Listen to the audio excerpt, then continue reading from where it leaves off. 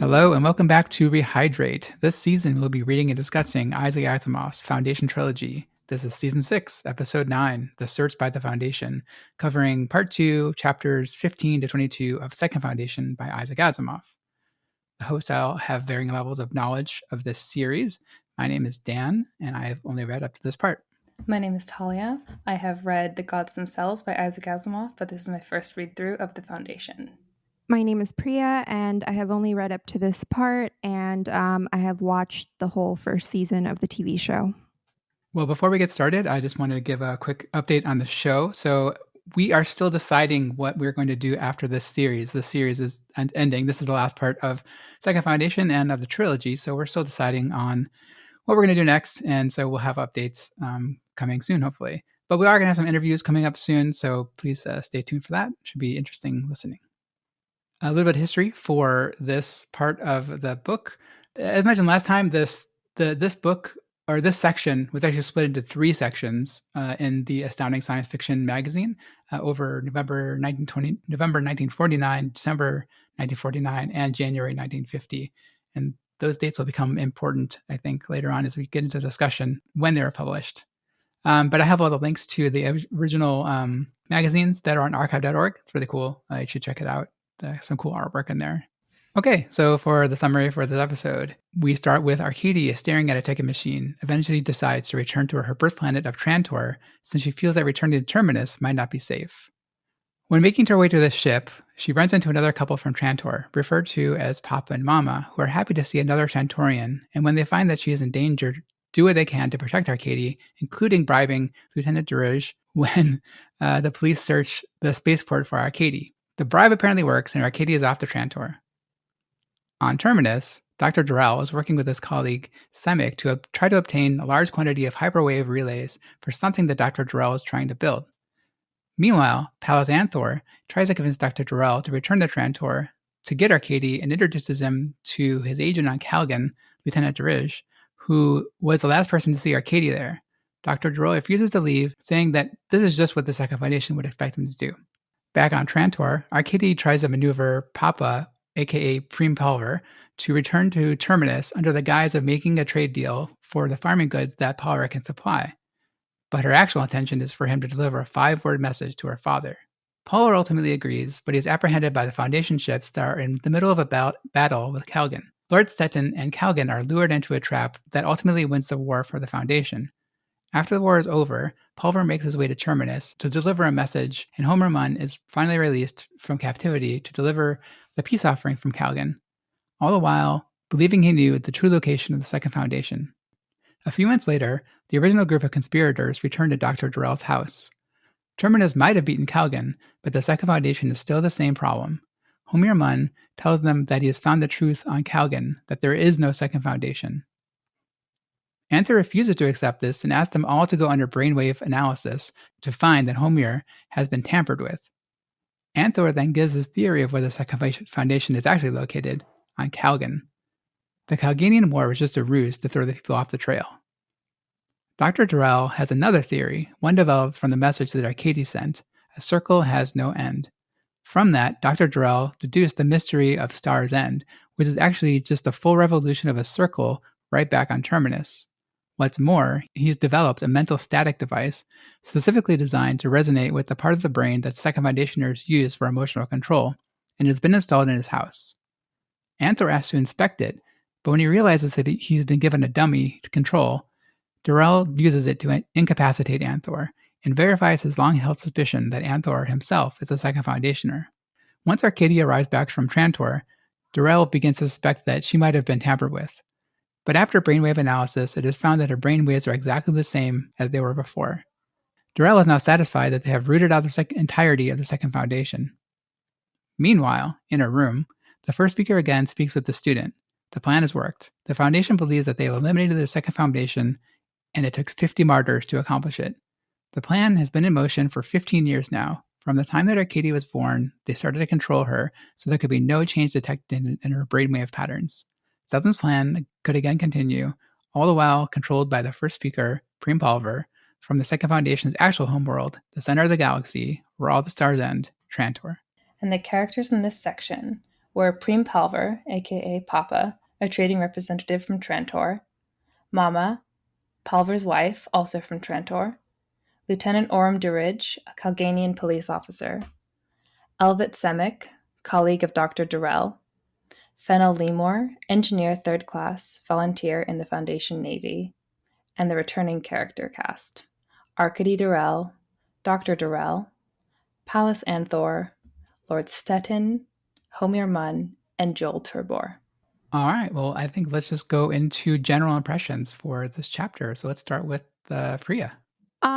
So I have a few notes here. I was very much rooting for Arkady to be the one who figured everything out in the end. Like, I just wanted that for her, but I was a little disappointed that she wasn't right in the end. And I think it's not just that I was disappointed that she wasn't right. It's kind of that I wanted her explanation to be the explanation for where Second Foundation is. To me, it seemed a little more compelling than what it ended up being. That being said, she was treated pretty well in the end by the first speaker when he says a word about her brilliance. But it's also very sinister that she was being like mind tampered since she was from born, birth, like, or maybe even yeah. before. Yeah. That does not sit well with me. But also, I have to say that many episodes back in the section about the mule and when Magnifico was revealed to be the mule, I sort of guessed that at a certain point, but this I did not foresee at all, that Papa was first speaker. So I did earlier on, like when they first introduced him, wonder if he was a second foundationer, but then he seemed kind of too goofy ultimately to be. So kind of dismissed that notion. And then in the end, I was like, wow, okay. But I want to know what you all felt like. Were you satisfied with Second Foundation being revealed as being on Trantor? So for me, I think I don't know if I mean I also found it maybe not disappointing is too strong of a word, but it was not as fulfilling as I thought it was going to be. Like I had this in my mind, like this like grand. Well, I said last time that I thought maybe it was Earth, and like they kept mentioning Earth a couple times, and I was like, oh, that's gonna be it. It's gonna be it. Wasn't it? But anyway, like I had like in mind, like it'd be like this really like a crazy reveal, right? And then like the reveal that it was just like Trantor the whole time. Like, okay, well that makes sense in the scheme of the story. It wasn't as grand as I was kind of anticipating, I think. And I think like I also kind of agree about Arcadia's diminished role. I mean, it is interesting that she did figure out, as far as everyone knew, that the location, like it was her clue that did find the home of the Second Foundation, that everyone thought it was, the answer that satisfied, as it were, the of Terminus. So it was her that did find it. So, but I don't know if that was like a thing that was implanted by the Second Foundation into her to like say it. It's like hard to say like how much agency she had to actually like determine it, because like there's so much mental manipulation happening. But I mean, overall, I love this book and this chapter. I think, well, we'll get into it later, but like, yeah, overall, I really liked it. But I did a little bit of it was a little bit of a downturn. I think, like a very slight downturn than the previous chapter. I think that even though Magnifico being Mule was a little more predictable, I think that the reveal was still more satisfying than this reveal felt, even though it was something that you probably would not have guessed. And then there were lots of twists and turns leading to it, but it wasn't, to me, as satisfying as the reveal of Magnifico being Mule, like, because that was like the big reveal. I think I know why. Yes, it was a bigger deal because he was like the primary antagonist, but I think also just his opportunity to monologue about it, like supervillain style, Yeah. was at the moment like it lets us buy in. And with these reveals, I agree with Dan. Disappointed is way too strong of a word for how I felt about it, but I did feel like it could have been played to greater effect. And I have one recommendation for how they could have done that. It would require a small spoiler for his Dark Materials, which is a fantasy trilogy as well. So feel free to skip this part.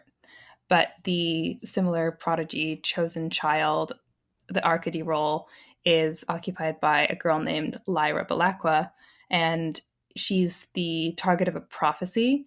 And her role in uncovering that is that she believes that she has uncovered it, and therefore the prophecy is moot. But in fact, the prophecy requires her to think that she has uncovered it. So it does give her some agency while still making her the target of this sinister deception, but still enables her as a character a lot more. And I think that introducing more agency into Arcadia as opposed to just ending on the reveal that she's been controlled would be a stronger end for Second Foundation. However, I definitely don't have quibbles with the way that this was wrapped up, and I did really find this a satisfying and enjoyable read. Yeah, definitely. I mean, I think maybe one of the things that irked me was, I mean, like that like, I hate to use these strong words, right? It's like, I really liked it. It's just like, in comparison to the previous ones. Like, so all of my comments are couched in that. Like, I did like it. But like, especially when Arcady came back to Terminus, like, I felt like her role, like, she wasn't as strong when she came back, right? Like, she could have had like more stuff to do. She was just like afraid about the brainwave scan and like what's going to happen afterwards, and like if she was manipulated, like what's going to happen. Well, they could use that to their advantage again if they show that, like, when you're a child, which she is in the beginning, like, you're passionate and you're full and you're curious and everything is available to you and things come like magic. But it does say that she does transform to a young woman, and that's something she's always been wanting, like, to be seen as older. But you could also ground that in reality and show, like, here's some of the melancholy of inhabiting an adult role in the universe. Things are harder for you. You're scared of more things. You are diminished. So I didn't mind that too much. But was she more? I mean, it seemed like she was less confident when she got back. Yeah, like exactly. when she was like on Kalgan, she was like super confident. Like, I'm gonna have all these plans. I'm gonna execute them. It's all gonna go my way. Everyone's dumb. Like, I figured it all out. And then she comes back and it's like, oh, I don't. I wasn't manipulated. I think I was manipulated or whatever. Like, I hope I'm not manipulated. Well, And there wasn't much. Her all of her spunk, was didn't seem to be there as it was before. not to hit the comparison too hard, but I did find the exact same transformation happens when Lyra comes back, like after having gone on the hero's journey. And for her, it's returning to something that she used to do with such skill. It was like, oh, like, not a superpower in that fantasy sense, but something she picked up very, very easily, very skillfully as a child. And then she goes through this experience and comes back a young woman. And suddenly she's like, oh, wait, to get good at this, I have to like read and learn, and it will be slow and plodding, and I can't do it with that childlike brilliance that I once had. We also don't know what happens to, like, we don't, I think, like, the story for Arkady just stops, right? Like, she wants to be called Arkady now, and that's fine. Then there's the evolution in her character. Like, she asked her dad to start calling her that, because, like, and we know that she wants to be a writer, and I think the Encyclopedia Galactica says as much, that she becomes a writer about the mule, or this part of history. Anyway, like, but we don't, there's like, seems like a gap in between there that would have like the seed filled in a little bit more.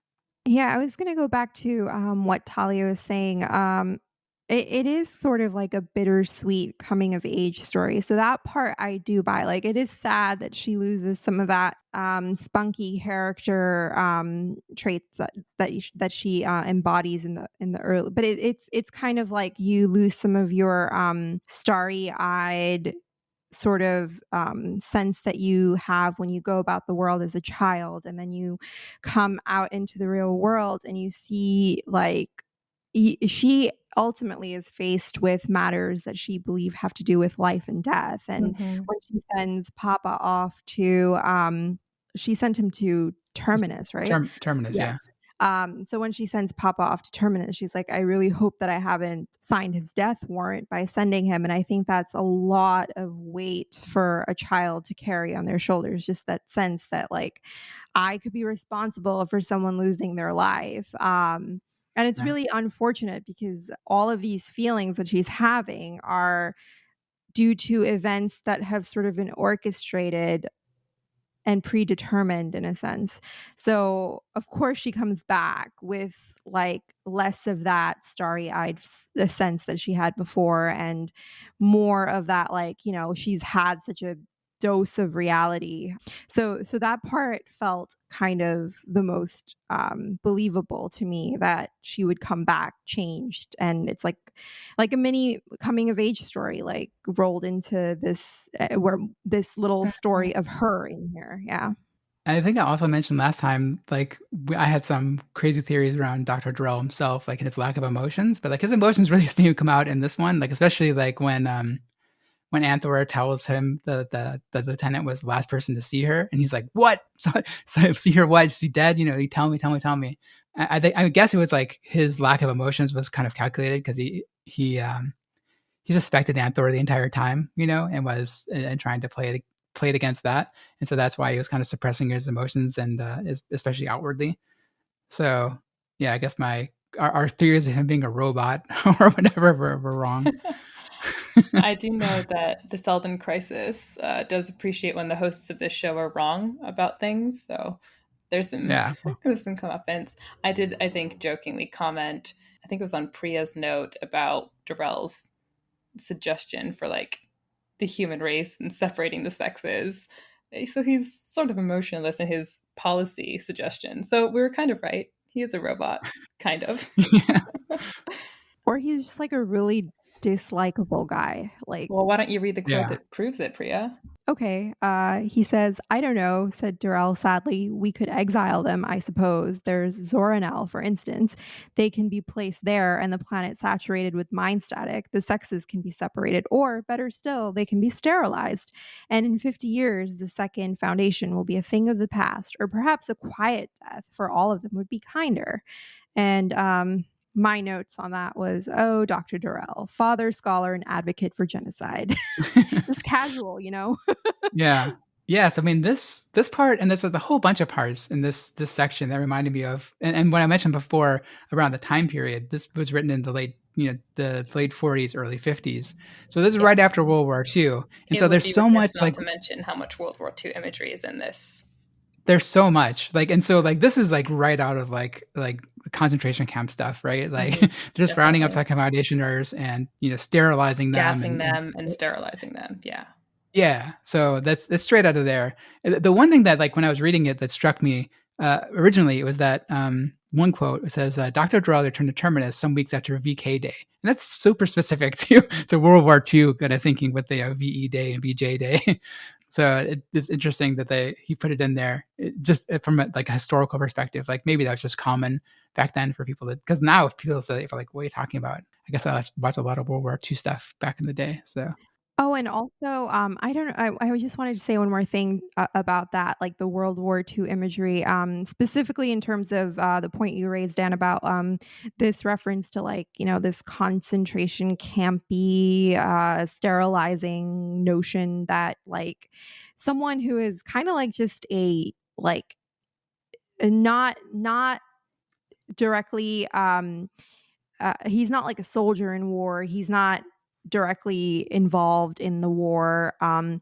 Just a casual person saying this in that manner kind of is reminiscent of how you had a lot of people like in Nazi Germany, people who like the guards who worked at the concentration camps and stuff. Like I think if you guys have watched the movie The Reader, you get a sense in that movie that like these were just like ordinary people who were made to think horrible things and commit horrible acts. And this just reminded me of that, because it's like, as robotic as this guy is, I would have to like reread. I had to like reread that section to be like, oh, he just like casually like threw this out there, this idea that we should do this, yeah. It was and dark, that's not just the content, but yeah, the delivery, like you say. exactly, yeah. And the other thing that reminded me, I mean, there's a whole bunch. I have a list here of, so one of the things that was the interviewing the soldier on the ship Hober Mallow. Mm. And it's reminded me of like, the film Back Home, like the old like black and white photo of like the GIs, like, sending a message back home. And, the soldier is annoyed that the Calganians never seem to fight. They're always running away and they just want to get into the fight. They want to storm the beaches. I was, and this is a bit of a criticism, and also like I find it funny that that you are saying that you want to you don't want to use strong words like disappointed, but like I I don't think that there's necessarily something wrong with that, because I think that it just goes to show that we like hold Asimov to a very high standard, you know. But like for Calgan to just kind of like throw their punches lightly like that was not an explanation I particularly enjoyed, because the explanation that's provided later by I think it's Maris to Lord Stettin is for why Calgan was defeated is that the insubstantial fabric of the plan hangs over them so that they are cautious and look before they attack and wonder a little too much. While that is plausible for some people, I feel like for people who have that like belligerence about them, I don't see how an entire army can just kind of be so passive. Like, yes, there is the plan, and yes, there is the sense, the notion that like Foundation can't be defeated. But I feel like there would be people like realistically or entire, armies that would definitely try, like they wouldn't just be like, oh, well, we'll only attack if we see like a very high probability of success. So that just seemed a little bit not very plausible to me. I don't know. I think it didn't bother me that much. Like, the plan is well known. It's like, it's if you were on the side, like if you were fighting a war and you knew the other side had like God on their side or something, like you'd be disheartened, like, well, we're probably gonna lose because they have God on their side, right? Yeah, like I can see them, and like Stettin definitely has belief in that his army can defeat them, but the normal day-to-day soldiers of the Kalgan Have Navy, defeatism. yeah. And plus, like, there's been so much turnover in the Calganian leadership, right? Like, they talk about like the leaders like changing all the time. So here's just another guy who's coming in here. Now he wants to claim power for himself, and he's like gonna build a second foundation or a second empire. But no one really believes it, or that's the impression I got anyway. So like, I think that's why it didn't bother me that much. Yeah, so I actually would have liked to hear more explanation or exposition around that like the leadership was terrible, or like they were disorganized, but like just the fact that like the plan was looming over them didn't really like seem as compelling of a reason to me, because like then why have war at all, right? So yeah. Deep questions here on Rehydrate. Yeah, I mean, it's hard to know. It would have been cool to see like also at the similar interview with the Calganian naval officer or whatever, or naval person, like an average day-to-day person working on one of the ships. I thought that was a cool kind of point of view thing. I enjoyed that because I love how like chipper he was. He was like, hey, like I didn't even do much, they kind of like just don't really attack. So it was more of a chase than a fight. Right. Another thing was like the just general evilness of Stettin, and Calganians as a whole was were kind of characterized as more evil. Not evil, but like, Stettin definitely was. And so that's obviously reminiscent of the Nazis in World War II. They're seen as this big, gigantic evil force in war. And then the peace treaty that they signed was on a remote asteroid. Reminded me of Japan signing the peace treaty, not peace treaty, but the surrender, the articles of surrender. Yeah, exactly. Yeah, I forgot what it's called, but the emperor on the USS Missouri signing the document. That famous picture there. And the quote was, "The war was formally ended on an asteroid in Terminus's own stellar system, site of the Foundation's oldest naval base." That just reminded me of that. And I think that was about. And then also, the concentration camp stuff was, I had that in too. But yeah, so just like it's like written very much in the time of very shortly after World War II, and that being definitely prevalent in people's head, I'm sure. So the next thing I had was the nature of the Second Foundation's mental abilities. So the quote that kind of struck this in my mind was, I don't know, I think it's developed through long training, since there are incantations from encephalography that the potentialities of it are latent in the human mind. So I guess like the question is like, is the power of the Second Foundation, is it learned or is it inherited? Like, is it grown in your brain? It seems kind of a combination of both, right? Because like, well, I don't know. Like, it's hard to know. Right out of like Frank Herbert, and like how he speaks about prescience is like, well, it's latent in some humans, Yeah. and then the spice just like jacks it up. So I thought that was very reminiscent. What do you think? And yeah, that could be it. That it's yeah, because they talk about that too. Like everyone has the kind of ability to do this. It's just like they need to have a mutation, like the mule did, or like learn it by communicating with other people who ever developed um, that skill, right? And so they kind of like show them, and that's why they have students in the working for the Second Foundation to kind of learn that skill. And as they do learn that skill, then they can become speakers and more elevated in that society. It definitely seems like something that can be fostered in a pedagogical sense, because if you had to rely on a mutation that they spent all of the last book explaining to us was so rare and once in a generation, or even rarer than that, then yeah, it would be Yeah. hard for the plan to continue. So I did like the way that that was handled, but I think of the three of us, I've always liked the sections with the speaker and the student the most. Like, I would watch whole episode lengths just on that. I think that's just delightful. I kind of agree. I don't hate the Yes. section between the speaker and the student, I have to say. It's interesting because I think the reason I don't hate it is because it has written itself very well, in the sense that, like, if someone were actually saying these things out loud, it would seem like an exhausting bit of exposition. But like, you're reading it knowing that this guy is not speaking it. They're communicating like without speech. So you're like, oh, well, like, this is just his literal stream of consciousness, like passing from him to the student. So all of this exposition is now okay. Like, that's the way I saw it. So I'm like, okay, Yeah. this seems more realistic than a lot of these same conversations that happen verbally in other sections between characters, which I find more exhausting, because I'm like, come on, like, people would not talk like Oh, the this. So encephalography conversations, for Yeah, example. exactly. yeah, Yeah, yeah. exactly. Yeah, that one was a bit much. Yeah, he goes to Eisenhower goes to great lengths to explain like this all happens like in a second, or not even a second, right? It happens in an instant with like a look, Hmm. and and so yeah, that's interesting that you picked up on that. It's all this like words are just for our benefit, the reader, not don't actually transpire.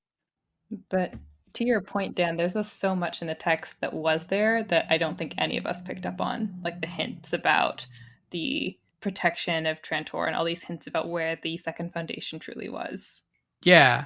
So one of the quotes that I picked up on that was, then when Trantor fell and sacked and utterly destroyed a short century ago, we were naturally able to protect our headquarters, and on all the planet, the Imperial Library and the grounds about it remained untouched. This was well known by the galaxy, but even that apparently overwhelming hint passed them by. So it totally passed me by too. Like it didn't even occur to me that Trantor would have been the home of the Second Foundation. Maybe Pretty because like I had much. in my mind the like, more grand plans, and like so like this is like the most simple one. That's like, oh, it's just like the planet we started at, right? Yeah, that's the thing. It felt very simple. And if I may tell you all my very ridiculous theory that I had, and this was just wishful thinking, really. That there's a scene along, like, much earlier in, I think not even in this book. It may have been in Foundation and Empire, where there is a character who wakes up in Second Foundation and has like this like look around, and they're like, oh, this is where I am. And it seems like it was building up suspense that it's a very special place. That's the sense that I got, at least. And I was like, Yeah. I started thinking like pocket universes. If you know, you know. Yeah. So, and I honestly, if it had been pocket universe adjacent or even pocket universe, like, I would not have even been mad if like Lucian just like plucked it right out of Asimov. If that had been the case, I would have been like, brilliant, great, I love this. But alas, that's not the case, and it's just plain old Trantor. So that's the sense that I came away with. Oh, how Yeah. quickly our sense of wonder fades. Just this intergalactic planet. Yeah, I mean, and it's crazy to me that I didn't pick up on it. Like, I didn't pick up on anything. Like, I don't know, maybe I'm not good at this, but like, it seems so obvious in retrospect, right? Because like Hmm. when Beta and Torin go to Trantor, and they go to the Imperial Library, and it's like the only untouched thing in the whole planet. Like, of course, that's where the second foundation was. And like, and then they're the whole time like manipulating the situation. Like I actually like, because as a listeners might have noticed, like we had a couple weeks off because of some scheduling issues. So in that time, I actually went back and listened to Second Foundation again, or not Second Foundation, Foundation and Empire again, and thought about it in the light of knowing that where the Second Foundation was, and thinking like, oh, they're controlling this whole situation the whole time with like Beta and Torin and Eblingness and the Mule, all like just in that hanging out there. Meanwhile, the Second Foundation is just like around and controlling the whole situation.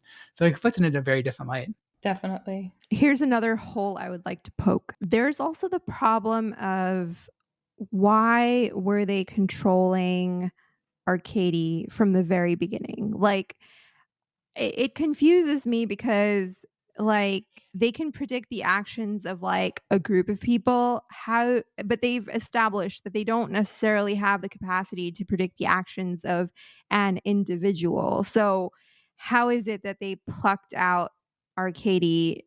Was it solely based on her connection to Beta? Is that why they thought like, let's just start controlling this child from the very beginning?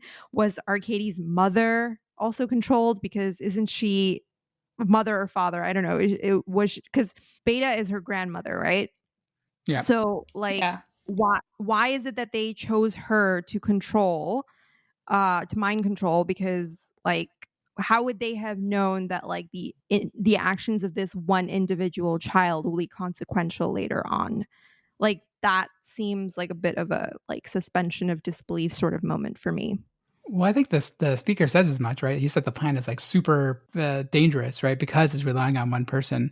And my guess was that because they knew about Beta from the time that she had taken on the mule and in the library, and they were around.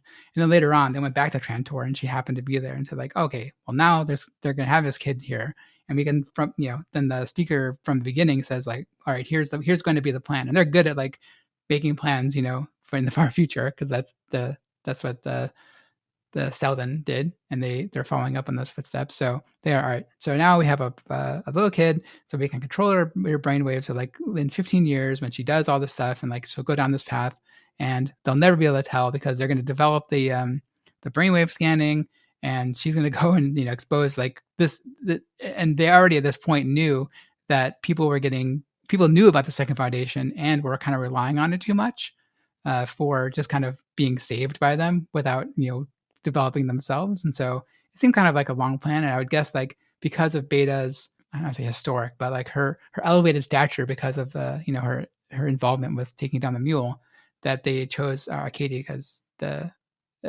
the lineage there. And so like and also like Stettin also, he also fell into that too. Like they probably predicted Stettin coming up and wanting to marry someone with a famous lineage to build the Second Empire off of Kalgan. So I think it all worked for me. That's how I took it anyway. I will accept that explanation. Thank you.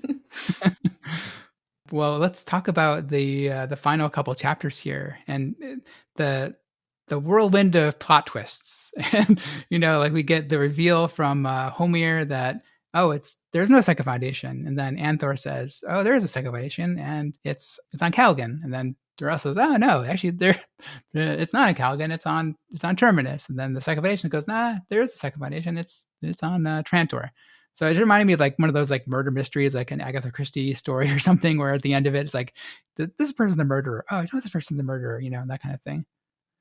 So how did you all think about these chapters? I had no problem with the flitting back and forth. I just want to go on the record and say, like, I was completely on board with every switch. Every time that we were announced a new version of reality, I was searching back through the text to try and make it so, and convincing myself, like, there never was a Second Foundation. It already passed. It's the same as the first foundation. Of course, it's on Kalgan. And so I didn't mind walking through these different theories and landing on Trantor. I know that that's probably not the popular opinion, but I thought it was just delightful because it was so short. Like, it was especially if you're holding the physical book in your hand. You're like, wait a minute, there's like only 4 pages left and I still don't know anything. And so I think like having that all compressed was really rewarding. You know what it reminded me of? It reminded me of earlier chapters of the same book. Yeah.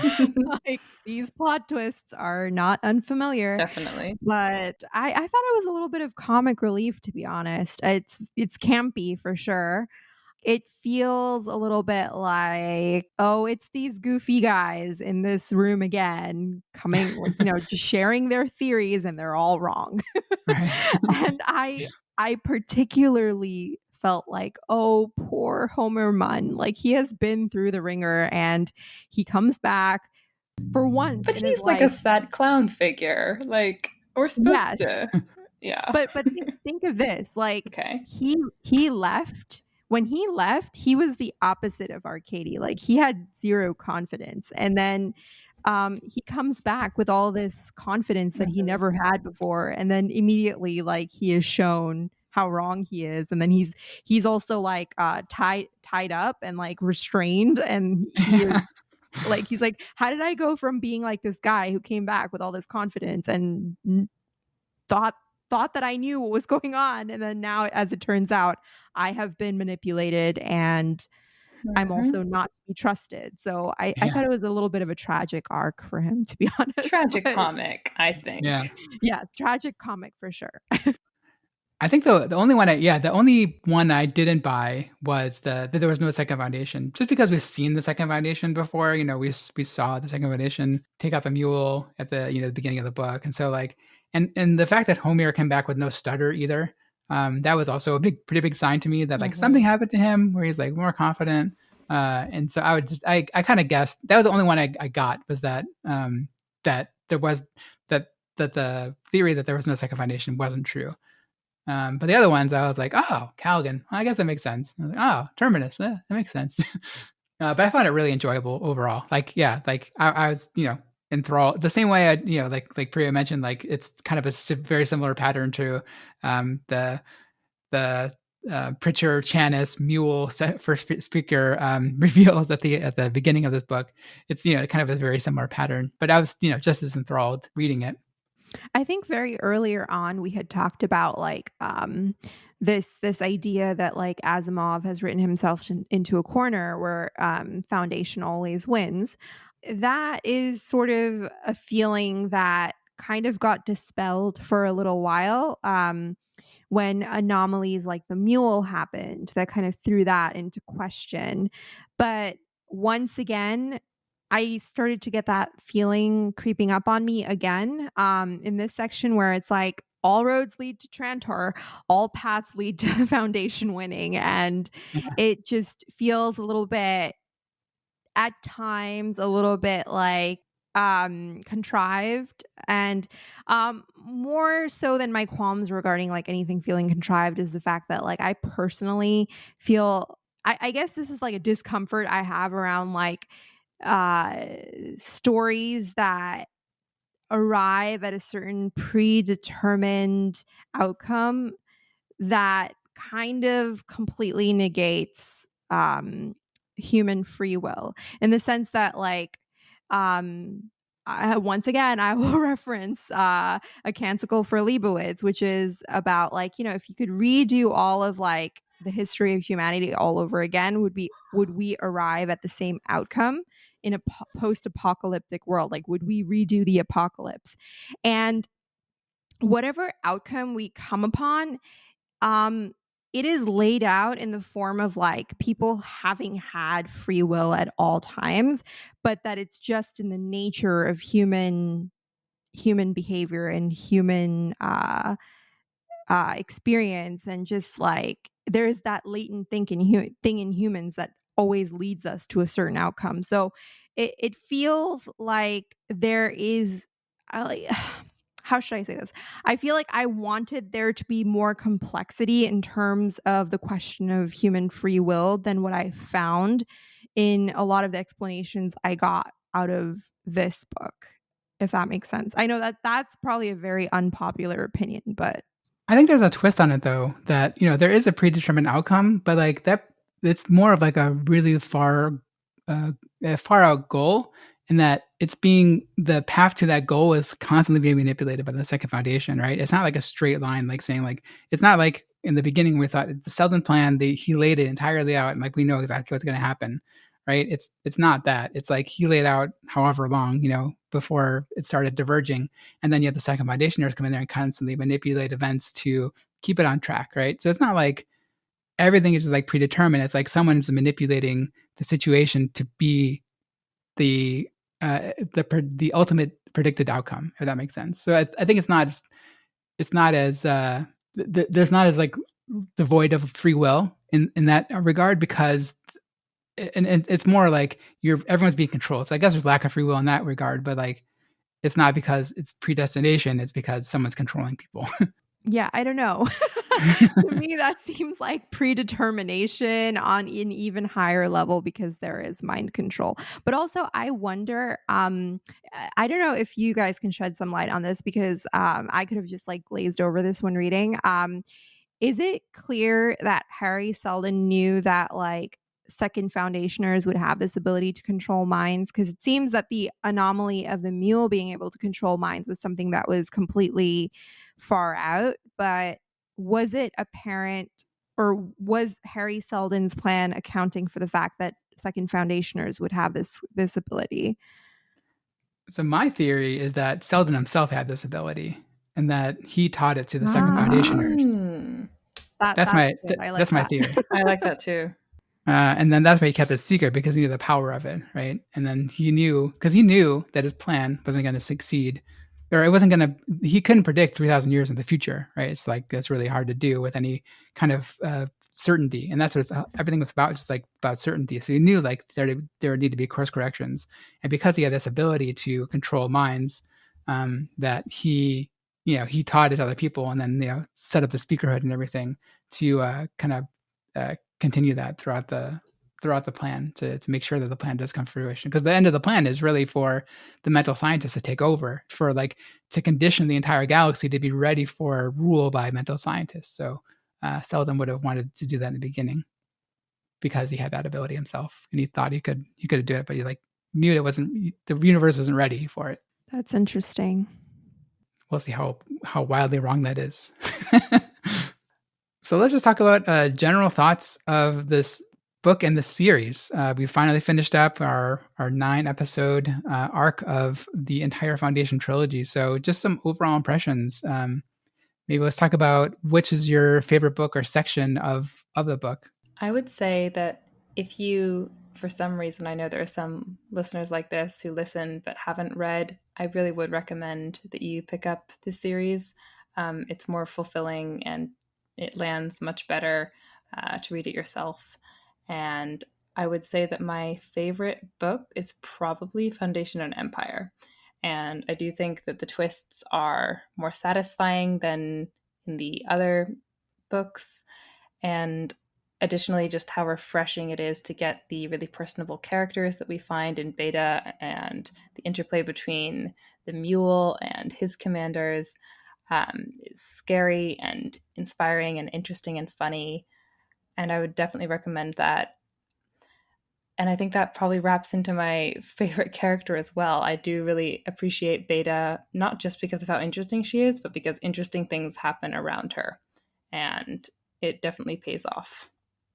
How about you, Dan? So mine's kind of a cheat, because it's like just the whole sections of the mule, because that covers 2 books, that covers the end of Foundation and Empire and the beginning of this book. So like the whole mule arc is just great. And so I hesitate to call the mule my favorite character, but I think he is, just because I'm the most interested in his character and like the things that he does, and just like his kind of machinations to make it happen, and like all of his planning to kind of coordinate it, and like that he's also I want to say he's human, but like he also has these flaws, right? Like he has like this really elaborate plan that he's developed, and it just falls down because he found some person that thought he wasn't a crazy, ugly mutant, and so like his whole plan falls apart from there.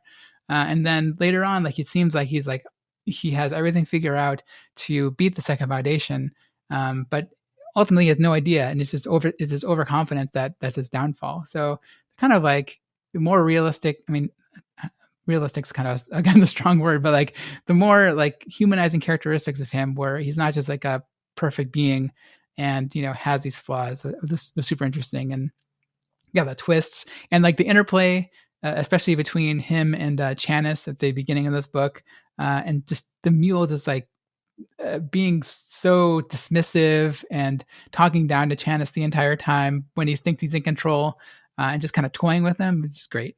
I've got to agree. Yeah, I agree with Dan that I similarly will cheat in my response that I didn't so much have a favorite one book, but rather like sections of from within all the books that were kind of enjoyable to me.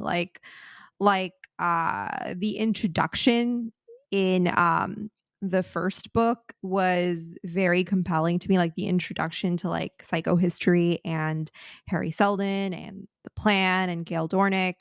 That was all very interesting to me. And then of course the sections with the mule, I would have to agree with Talia that Beta was one of my favorite characters because she was so like just always in the middle of the action, and interesting things, like you said, happen around her.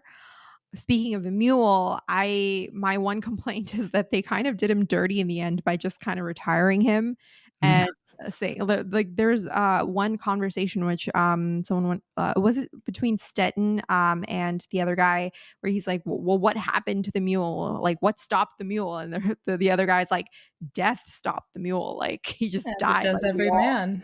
exactly. Like, we were all gonna die and he just died, and that's how he got stopped. That was a little like I wanted that character to do more. I think that character could have gone further.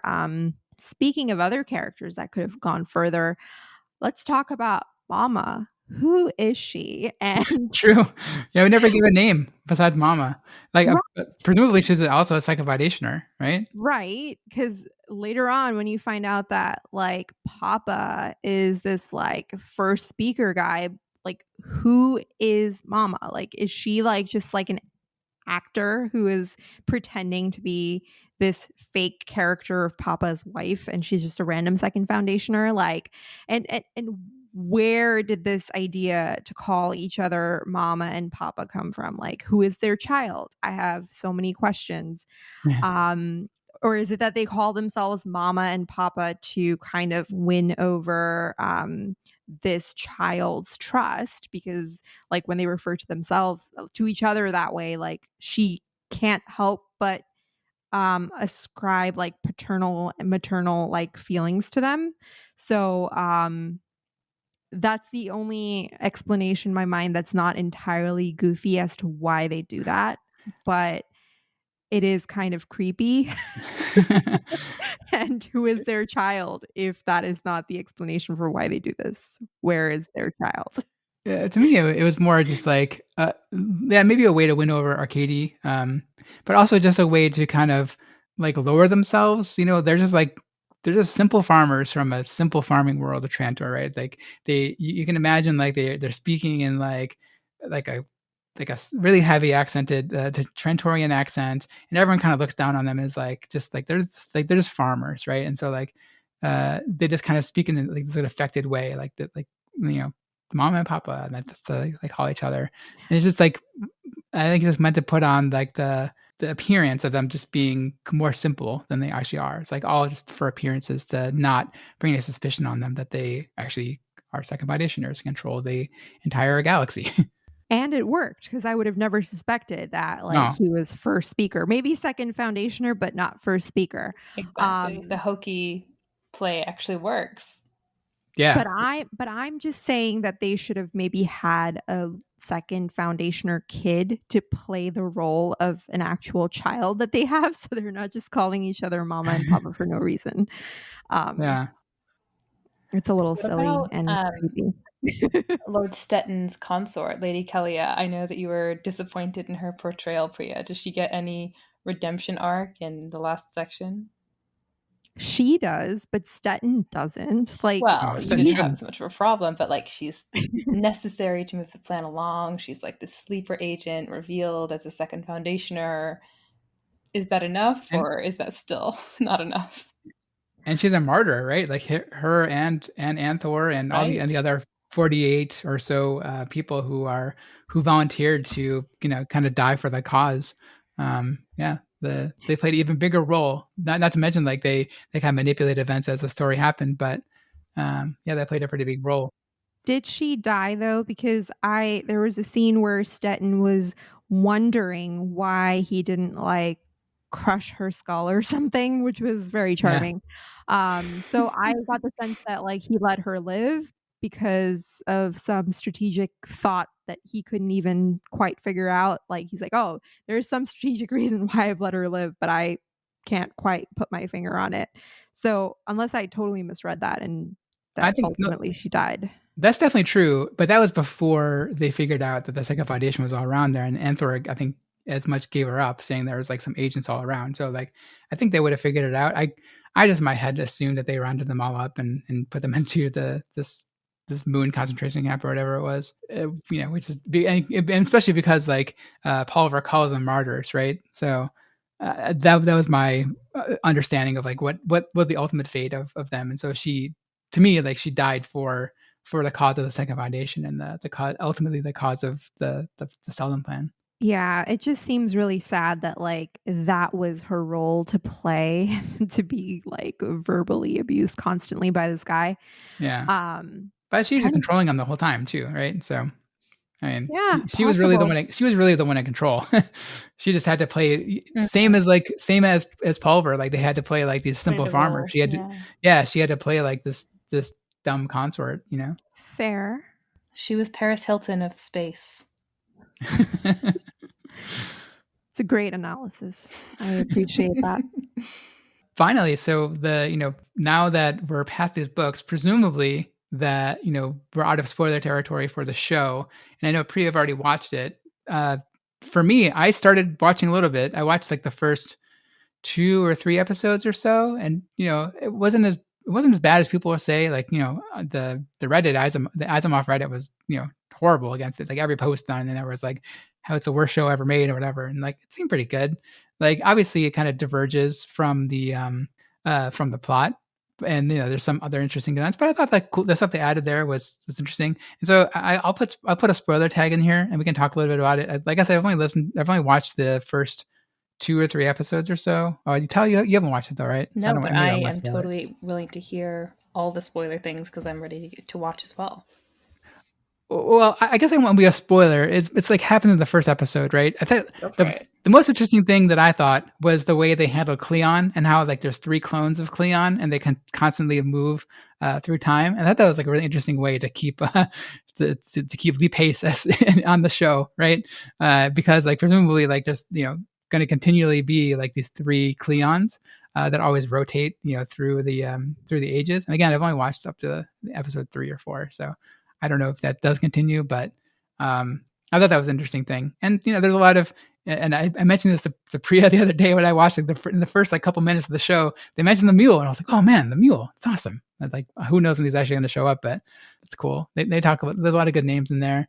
Although none of the characters are really who the characters of the books are. Like they're That's to be in expected, I think. yeah, it's more like inspired by and forgive the pun, but they're basically taking the foundation of foundation and sort of just applying it to the show, but the show is its own thing. I think the show is a standalone thing. Like the books are a completely different experience and the show is like its own standalone experience. That's the way I see the show. So I Yeah. don't and going back to you bringing up the Cleons, Dan, without spoiling that too much for Talia, I would say that that's one of my favorite things about the show. Not just because Lee Pace plays one of them. It's that like, and of course he does an amazing job playing that sort of a character. But it's just that when because I saw the show before I got to the part where there is mention of a Cleon in the books, and Hmm. I felt like seeing this crop up in the books, it felt to me like such a missed opportunity to do more with such a character. That's something that like I enjoyed those scenes the most in the show. Yeah, it's just a cool construct, right? Like it's an interesting, kind of unique take on hereditary like leadership, right? And they're like they don't even trust people like their own line, like their sons or daughters later on to take over. It has to be that person, and so they just continually make clones of that person. So it's a very interesting contract, I thought. And the show actually reminds me more of the books than I thought it would, because like I've heard you talk about it, I've heard Reddit like harp on it that it's like it's not like the books at all, but it's like really rooted in the books as far as I can tell. Like maybe it goes off the rails later on, but the overall premise is pretty similar. So it's definitely, if not inspired, it's not an adaptation, that's for sure. But like it definitely is like really really heavily inspired by the books. So that surprised me too. Right. I would say inspired is about as far as we will go, maybe. Yeah. But yeah, I really hope you guys enjoy it, because and I'm like really happy to hear that you are so far, Dan, because I think that a lot of the times whenever there's an adaptation into a show or a movie, I notice that it always gets like very heavy criticism. And I think that ultimately what I look for in like a screen adaptation of a written text is that, like, are they doing the fundamental concepts that you're finding within the book justice, and then whatever creative licenses they take up, like that are going off book, like off book as in like not found in the book, are okay with me, as long as they're like taking these ideas in an interesting direction. How about you, Talia? Are you gonna watch it? Not that the Oh, definitely. I already yeah. wanted to, and now I realize how much I've been missing out on. So of course I'm going to watch it. Yeah. That's why I sort of just caved without putting up any resistance, pretty much. I'll say I'm glad I didn't watch it until I finished the books, because I would have been freaking out the entire time about being spoiled about whatever. But I I'm can't really wait. glad. Yeah, I'm glad I waited. It wasn't even that long after I finished reading it that I started watching it, because we finished reading 4 weeks or more ago. So yeah, unfortunately, that time constraints, I haven't had a chance to finish it, but I will. All right. Well, do we have any final thoughts before we wrap up? Thank you for a great season. Yeah, thanks to Talia and Priya for joining me on this. It's been great to have you guys as full co-hosts for this season, and hopefully many more in the future. And thanks for the audience for listening. Please check out rehydrate.space for release episodes, reading lists, and all the other stuff we put on there. And leave comments by emailing us at rehydrate@failsman.com or on Twitter at rehydratepod. And stay tuned for what we will do next, as we have not even decided ourselves. So hope you'll listen in the future, and thanks everyone.